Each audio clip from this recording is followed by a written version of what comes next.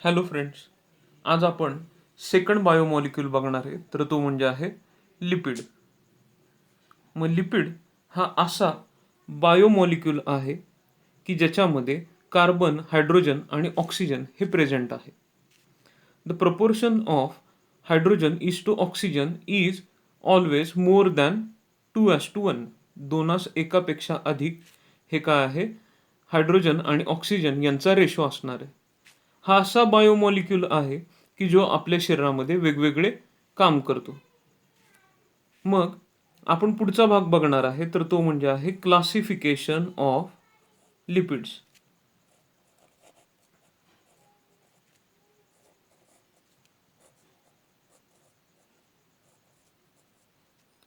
पुढचा पार्ट आपण बघणार आहे classification of lipids. Lipids are mainly classified into 3 main groups. Those are, आपण इथं बघूया, simple lipid, compound lipid and derived lipid. सगळ्यात पहिला सिंपल लिपिड्स, दुसरा compound lipid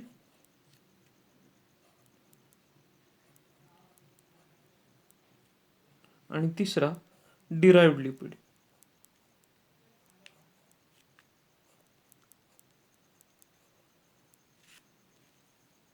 So, lipids are mainly categorized into 3 groups: simple lipid, compound lipid and derived lipid. मग याच्यातला आपण सगळ्यात पहिल्यांदा बघूया, तर तो म्हणजे आहे सिंपल लिपिड.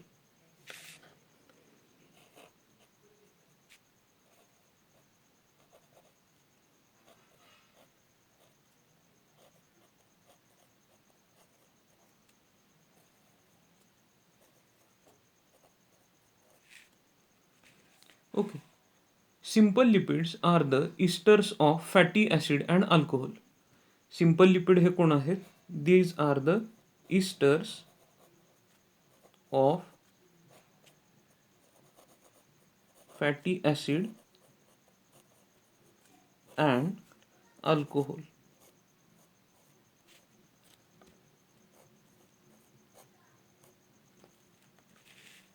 ओके, मग आता आपण याच्यातला एक एक भाग बघूया. सगळ्यात प्रथम आपण बघूया फॅटी ॲसिड म्हणजे काय. Okay, fatty acid is the long chain of hydrocarbon with COOH group. Fatty acid हे कोण आहेत?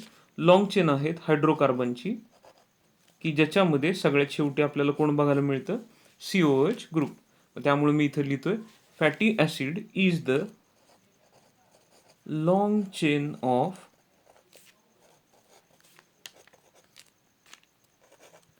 Hydrocarbon with carboxyl group. Carboxyl group म्हणजे कुठला? COOH group.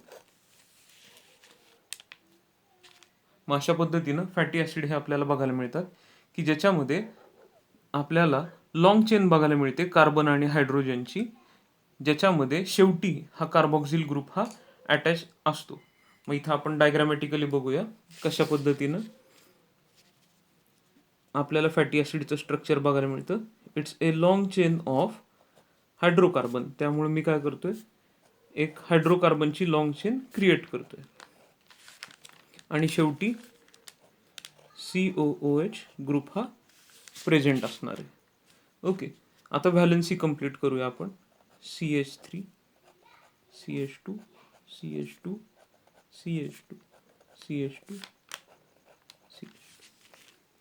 मग असे कार्बन आणि हायड्रोजनची लांबलचक चेन, की ज्याच्या सगळ्यात शेवटी कोण आहे?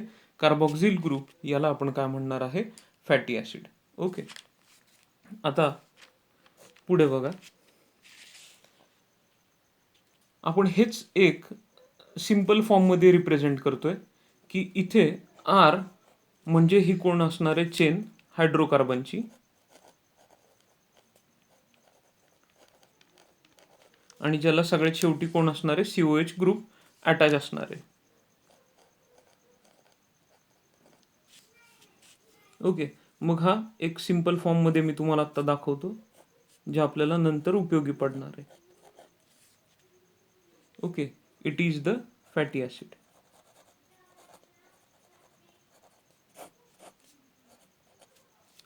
अशा पद्धतीनं आपण रिप्रेझेंट करू शकतो. ओके, आता बघा पुढे असे फॅटी ॲसिडचे परत दोन भाग झालेले. Fatty acid are further grouped into two category. Those are saturated fatty acid and unsaturated fatty acid.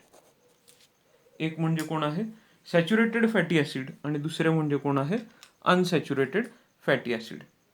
मग यांच्यामध्ये बेसिक डिफरन्स काय, तर इथं बघा सगळ्यात पहिला डिफरन्स हा आहे बॉन्डमध्ये. Saturated fatty acid always consist of single bond, while unsaturated fatty acid consists of double bond or triple bond. Saturated fatty acid consists of single bond, unsaturated fatty acid consists of double or triple bond. The example of saturated fatty acid are common example कुठलेत बघा, एक palmitic acid,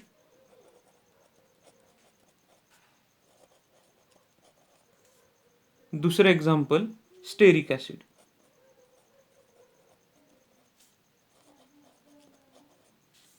unsaturated fatty ॲसिडचे example एक oleic acid,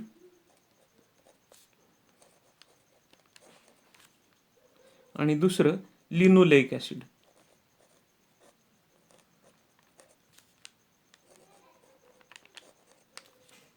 अशा पद्धतीनं आपल्याला fatty ॲसिडचे पण दोन ग्रुप पडलेले दिसतात.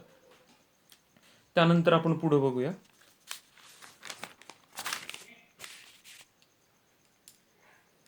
Simple lipids.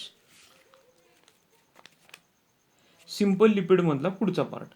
ओके, मग क्लासिफिकेशन ज्या वेळेला आपण बघतोय यांचं, तर त्यावेळेला simple lipid consist of fats and waxes. Simple lipid consist of fats and waxes. मग फॅट्स म्हणजे कोण बघा. ओके, मग fats are the esters of fatty acid and glycerol. Fats are the esters of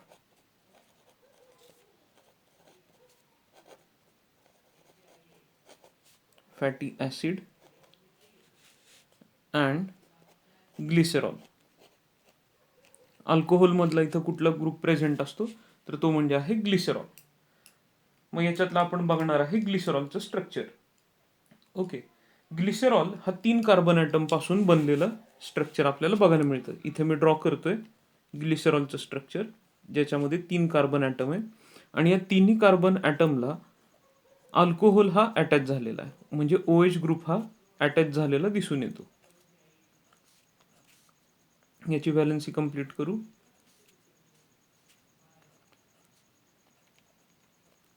अशा पद्धतीनं हा मॉलिक्यूल आपल्याला बघायला मिळतो, तर तो म्हणजे आहे ग्लिसरॉल. ओके, आता मगाशी मी तुम्हाला फॅटी ॲसिड दाखवलेला होता, तर तो म्हणजे एक सिम्प्लिफाईड फॉर्ममध्ये दाखवलेला, तर तो म्हणजे आहे R, आणि एका बाजूला कोण होता, COOH.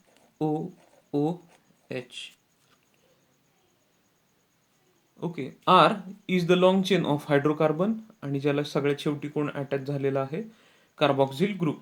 मग अशा पद्धतीनं इथं आपण त्याचं स्ट्रक्चर पाहिलेलं आहे. बघा आता फॅट्समध्ये, म्हणजे ज्याला आपण म्हणतो ट्रू लिपिड्स, तर या ट्रू लिपिड्समध्ये ग्लिसरॉलला किती फॅटी ॲसिड अटॅच झालेले आहेत याच्यावरनं याचे प्रकार पडतात. आता इथं बघा, आपण कशा पद्धतीनं हे बॉन्डिंग बघायला मिळतं हे मी इथं तुम्हाला दाखवतो. COOH मधला OH आणि अल्कोहोल मधला H अशा पद्धतीनं इथं वॉटर मॉलिक्यूल हा बाहेर पडतो आणि यांच्यामध्ये एक बॉन्ड तयार होतो. या बॉन्डला आपण म्हणतो this bond is known as ester bond. मग अशा पद्धतीनं इथं आपल्याला बघायला मिळतंय की एका बाजूला ग्लिसरॉल आहे आणि दुसऱ्या बाजूला हे कोण आहे, फॅटी ॲसिड. अशा पद्धतीनं हा फॅटचा मॉलिक्यूल हा तयार झाला. मग आता बघा, on the basis of number of fatty acid attaches to the molecule of glycerol they are further divided into. बघा आता इथं मी दाखवतोय ग्लिसरॉल मॉलिक्यूल. ओके, सर्कल म्हणजे कोण असणार आहे, ग्लिसरॉल. आणि याला एक हिरव्या रंगाची एक कलर कोड यूज केलेला आहे, तर तो म्हणजे कोण आहे, fatty acid. 1 molecule of glycerol आणि याला इथं एक फॅटी ॲसिड अटॅच झालाय, तर याला आपण काय म्हणतो, it is called as monoglyceride.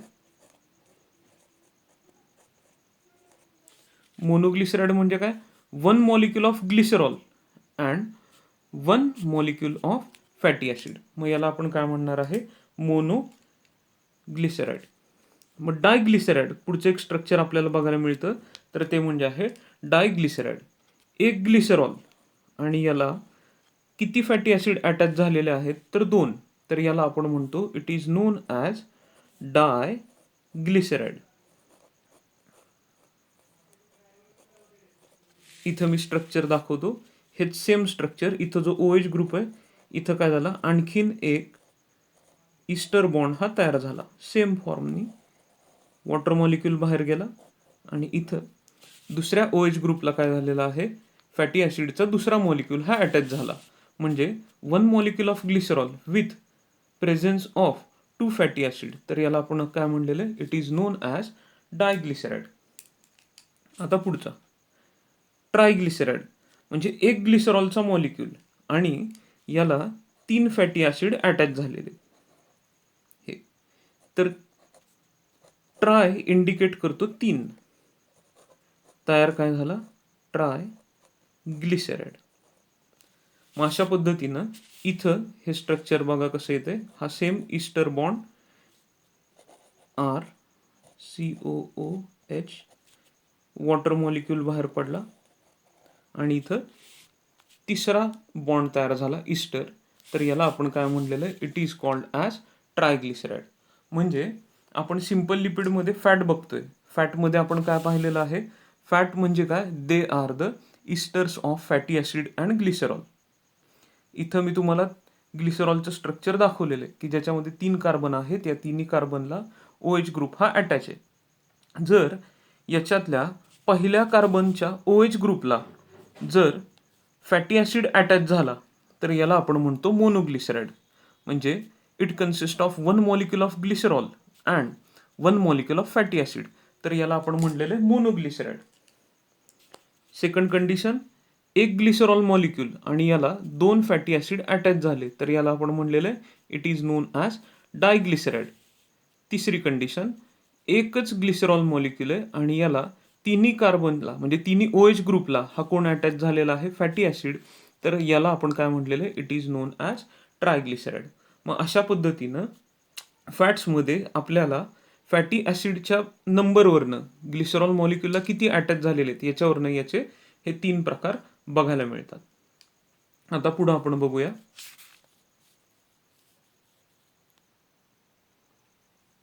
Functions of lipid.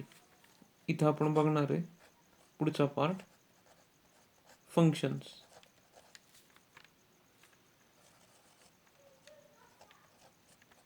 Of lipids. सगळ्यात पहिलं फंक्शन, लिपिड हे हाय कॅलरी देतात. म्हणजे लिपिड्स जर बर्न झाले, हायड्रोलाइज झाले, तर याच्यापासून आपल्याला अधिक ऊर्जा मिळते. त्यामुळे सजीवांमध्ये हे रिझर्व फूड म्हणून काम करते. मग सगळ्यात पहिलं पॉईंट, it gives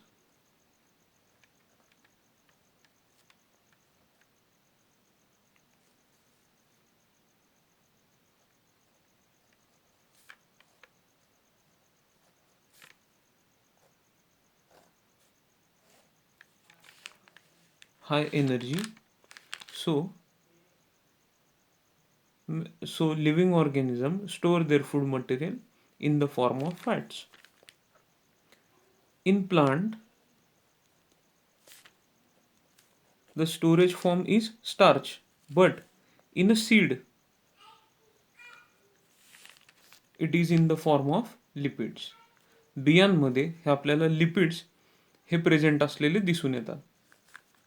दुसरं, ॲनिमल्स.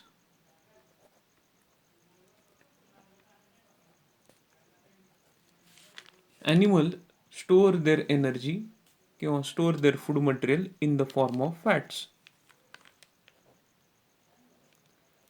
मग ते कुठे स्टोअर केले जातात? तर fats are stored in a specialised cells known as adipocytes. म्हणजे तुमच्या माझ्या शरीरामध्ये जी चरबी सापडते तर ही स्टोअर करण्यासाठी स्पेशलाइज्ड सेल्स आहेत.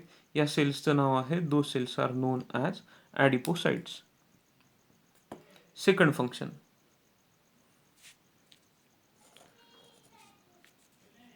below the skin there is presence of a layer of fat. This layer of fat is known as subcutaneous fat which act as a insulator. आपण दुसरं फंक्शन लिहिणार आहे, it act as insulator. It act as insulator. कुठे? तर बघा, fat is stored below the skin. This fat is known as subcutaneous fat.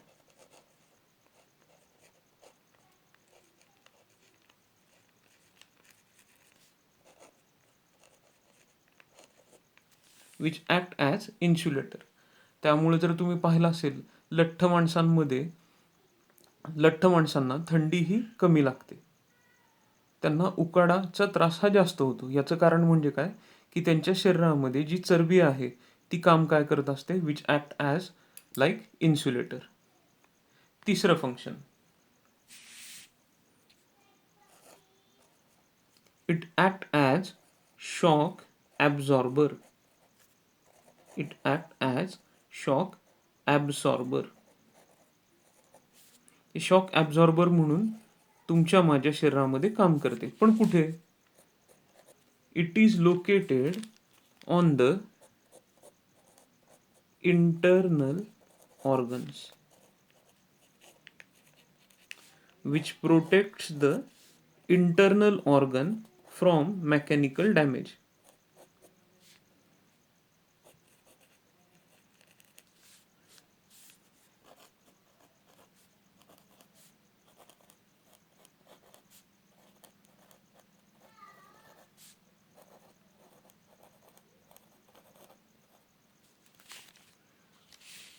इथे जर आपण पाहिलं तिसरं फंक्शन, की चरबी काय काय म्हणून काम करते, तर it act like a shock absorber. It is present on the vital internal organs. आपल्या आतल्या ऑर्गन्सवर ही प्रेझेंट असलेली दिसून येते. याचं काम काय, तर इट गिव्स प्रोटेक्शन. कुणाला? त्या ऑर्गन्सला. कशापासून? तर मेकॅनिकल डॅमेज, म्हणजे मेकॅनिकल शॉक जे बसणार आहेत, आपण पडलो केलो तर त्यांना डायरेक्टली इजा होणार नाहीये. याचं कारण म्हणजे काय, की त्याच्यावर प्रेझेंट असलेली ही चरबी. आपण इथं फंक्शन्स बघतोय. फॅट्सचे फंक्शन, एक, it gives reserve food material. In plants it stores in the seed. In animal it stores in the specialised cells known as adipocyte. दुसरं function, it act as a insulator, heat insulator. It is present below the skin, which is known as subcutaneous fat. It is known as subcutaneous fat. Third function, it acts as shock absorber. The lipids are present on the internal organ which protect them from the mechanical damage. अशा पद्धतीनं आपण 3 function पाहिलेले आहेत. तर ते functions म्हणजे कुणाचे आहेत? लिपिड्सचे. आता हे सगळं कुणाबद्दल झालेलं आहे? Simple lipid. याच्यानंतरचा पुढचा पार्ट आहे थर्ड पार्ट, तर तो सेकंड पार्ट आहे सिंपल लिपिड मधलाच. फॅट्स झालं. फॅट्स नंतर आता पुढचा फॉर्म आहे त्याचाच, तर तो म्हणजे आहे वॅक्सेस. आपण पाहिलेलं आहे सिंपल लिपिड म्हणजे काय? दे are the esters of fatty acid and alcohol. Okay. आता इथं वॅक्सेस म्हणजे काय? तर बघा, इथं मी लिहितोय एक शॉर्ट फॉर्म मध्ये. वॅक्सेस म्हणजे काय? Waxes are the esters of fatty acid and alcohol except म्हणजे च्या शिवाय, सोडून. कुणाला सोडून? ग्लिसरॉल. एक्सेप्ट ग्लिसरॉल हा महत्वाचा शब्द आहे. वॅक्सेस कुणाला म्हणायचं? की जे इस्टर्स ऑफ फॅटी ऍसिड आहेत त्यांच्यामध्ये अल्कोहोल पण प्रेझेंट आहे, पण कोण नाही? ग्लिसरॉल नाही. तो कुठं होता? तर तो फॅट्समध्ये होता. मग वॅक्सेस म्हणजे कोण? वॅक्सेस हे इस्टर्स ऑफ फॅटी ऍसिड आहे ज्यांना अल्कोहोल हे अटॅच आहे, पण ते अल्कोहोल हे ग्लिसरॉल नाही. अशांना आपण काय म्हणतो? Waxes. Waxes are the solid at room temperature. They are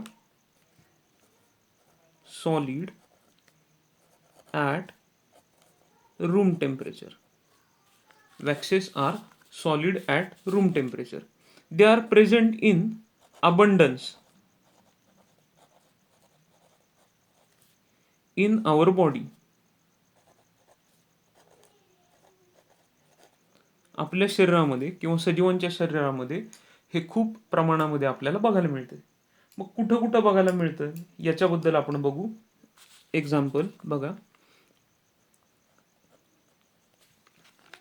सगळ्यात पहिल्यांदा हे आपल्या स्किनवर एक सबॅशियस ग्लँड नावाची एक ग्लँड आहे, ग्रंथी आहे. सगळ्या आपल्या शरीरावर ही आपल्याला सबॅशियस ग्लँड ही प्रेझेंट असलेली दिसून येते. तर या सबॅशियस ग्लँडच्या पासून एक सिक्रिशन निघतं, याला म्हणतात सीबम.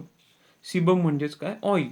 तुम्ही सकाळी उठल्यानंतर जर पाहिलं की तुमचा चेहरा हा थोडासा तेलकट दिसतो, ऑइली दिसतो, ह्याचं कारण म्हणजे काय? या सबॅशियस ग्लँड ज्या सिक्रेट काय करतात?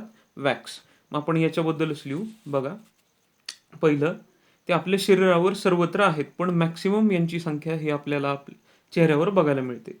मग कुठली ग्रंथी आहे की जे सिक्रेशन करते? तर या ग्रंथीचं नाव आहे, this gland is known as sebaceous gland. This gland is known as sebaceous gland which is present on skin. ते कुठं आहे? स्किनवर. त्याच्यापासून काय सिक्रेट केलं जातं? तर ते सिक्रेट करतं sebum. It secrete sebum which is known as oil, ज्याला आपण चेहऱ्यावरचं तेल अशा पद्धतीनं सुद्धा संबोधतो. दुसरं एक्झाम्पल, आपल्या कानामध्ये असणारा मळ ज्याला आपण म्हणतो इयर वॅक्स. ओके. मग year wax is also the example of waxes present in the body. याला कोण सिक्रेट करतं? याच्यासारखंच लिहितो बघा. याला सिक्रेट करणारी एक ग्रंथी आहे, याचं नाव आहे cerumen gland. This gland is known as cerumen gland. कुठं प्रेझेंट आहे? It is present in the ear. Okay. Which secret, ते काय सिक्रेट करतं? तर एक वॅक्सचा फॉर्म ज्याचं नाव आहे सिरुमेन. याचं फंक्शन काय आहे? What is the function of cerumen? So it protects the tympanic membrane.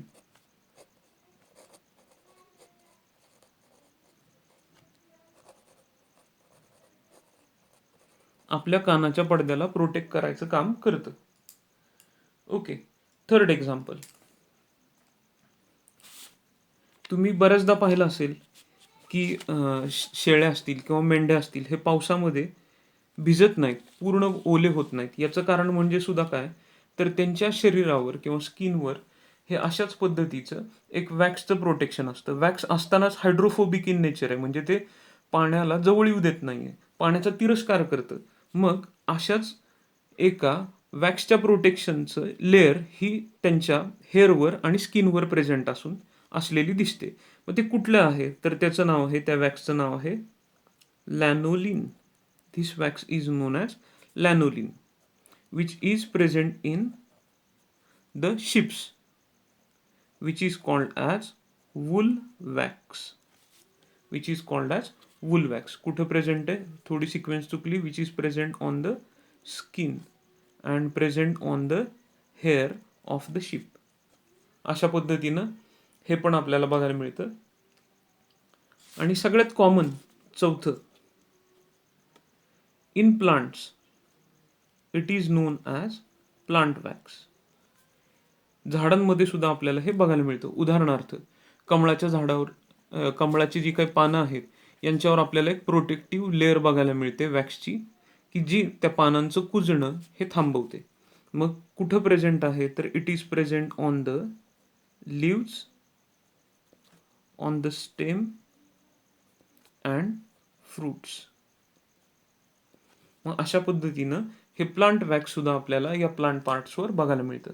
मग आपण इथं एकदा बघतोय की वॅक्सबद्दल बघतोय. वॅक्स काय आहे, तर wax are the esters of fatty acid and alcohol except molecule of glycerol. म्हणजे याच्यामध्ये ग्लिसरॉलचा मॉलिक्यूल नाही.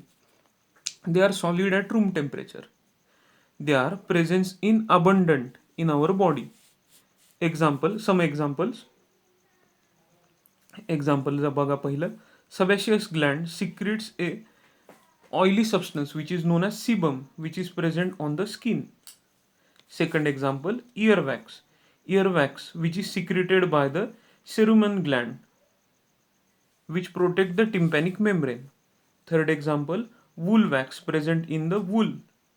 तर कुठं लोकेशन आहे, तर it is present on the skin and hairs of the ship. त्या वॅक्सचं नाव आहे लॅनोलिन.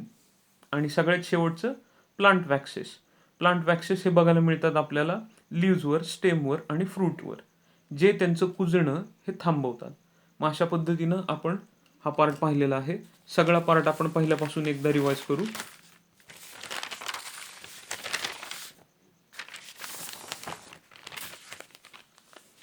बघा, लिपिड्स म्हणजे काय, तर लिपिड्स हे असे मायक्रोबायोमॉलिक्यूल आहेत.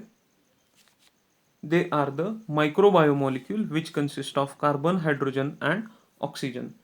The ratio of hydrogen is to oxygen is always more than 2:1. त्यानंतर classification of lipids. Lipids are mainly classified into 3 categories. Those are simple lipid, compound lipid and derived lipid. Simple lipid याच्यातला सगळ्यात पहिला simple lipid. They are the esters of fatty acid and alcohol. त्यानंतरचा पुढचा बघा. याच्यातला आपण fatty acid म्हणजे काय हे इथं पाहिलेलं आहे. Fatty acid is the long chain of hydrocarbon. He carbon आणि हायड्रोजन यांच्यापासून बनलेली एक लांबलचक चेन आहे, की ज्याच्यामध्ये आपल्याला सगळ्यात शेवटी कार्बॉक्झिल ग्रुप हा अटॅच असलेला दिसून येतो. इथं जर पाहिलं तर हा आपल्याला कार्बॉक्झिल ग्रुप हा अटॅच असलेला दिसतोय.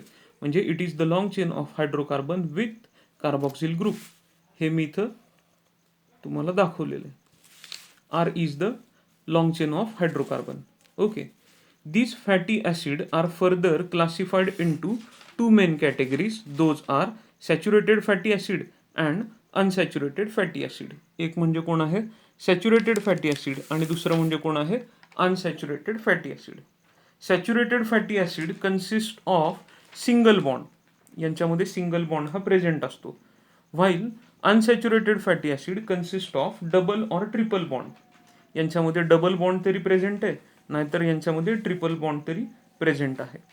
Example of saturated fatty acid are palmitic acid and stearic acid. While the unsaturated fatty acid, the example of unsaturated fatty acid are the oleic acid and linoleic acid.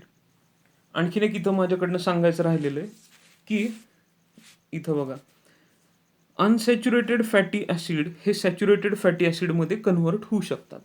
कधी, की ज्या वेळेला यांच्यामध्ये process एक घडते ज्याचं नाव आहे हायड्रोजिनेशन, म्हणजे addition of hydrogen. Unsaturated fatty acid are converted into saturated fatty acid when there is addition of hydrogen bond. ती कार्बनची व्हॅलन्सी ही बॉन्ड डबल बॉन्ड, म्हणजे जर त्यांच्यामध्ये डबल बॉन्ड जर प्रेझेंट असेल तर ती डबल बॉन्डनी जर कंप्लीट केलेली असेल, एक हायड्रोजन जर त्याच्यामध्ये अटॅच झाला तर तो डबल बॉन्ड हा कन्वर्ट होतो इंटू सिंगल बॉन्ड, आणि मग अशा पद्धतीनं अनसॅच्युरेटेड फॅटी ॲसिड हे कन्वर्ट होतात into the saturated fatty acid. आणखीन एक इथं बघा आपण पार्ट राहिलाय, तर ते म्हणजे काय, तर saturated fatty acid are solid at room temperature. इथं मी एक पॉईंट देतो, room temperature. Saturated fatty acid are solid at room temperature. Example, सोपं एक एक्झाम्पल देतो, घी, तूप. दुसरं एक्झाम्पल इथं जर आपण पाहिलं तर unsaturated fatty acid are liquid at room temperature. ते लिक्विड आहेत रूम टेम्परेचरला. एक्झाम्पल ऑइल, सर्व तेल. ओके, मग अशा पद्धतीनं आपण पाहिलेलं आहे. त्यानंतर पुढे आपण सिंपल लिपिडचेच परत दोन प्रकार पाहिले. Simple lipid are further divided into fats and waxes. आपण इथे याचे दोन प्रकार पाहिलेले आहेत. एक म्हणजे कोण आहे, फॅट, आणि दुसरे म्हणजे आहेत वॅक्सेस. फॅट्स कोणाला म्हणायचं, fats are the esters of fatty acid and glycerol molecule. यांच्यामध्ये लांब चेन आपल्याला बघायला मिळणार आहे. Sorry, they are the esters of fatty acid and glycerol. इथं जर आपण पाहिलं लॉंग चेन ऑफ हायड्रोकार्बन, त्याला COH ग्रुप हा अटॅच आहे, म्हणजे हा झाला फॅटी ॲसिडचा मॉलिक्यूल. आणि याला इथं ग्लिसरॉल हा अटॅच आहे, हा ग्लिसरॉल आहे. हा कुठल्या ह्याने अटॅच होतो, तर यांच्यामध्ये बॉन्ड जो प्रेझेंट आहे, या बॉन्डचं नाव आहे, this bond is known as ester bond. Okay, आता इथे बघा परत खाली आपण दिलेलं आहे की एक ग्लिसरॉल आणि याला एक फॅटी ॲसिड जर मॉलिक्यूल अटॅच झालेला असेल तर याला आपण काय म्हणलेलं आहे, मोनोग्लिसराइड. म्हणजे one molecule of glycerol attach to the one molecule of fatty acid, then it is called as monoglyceride. दुसरी condition, one molecule of glycerol with two molecules of fatty acid which is called as डायग्लिसराइड.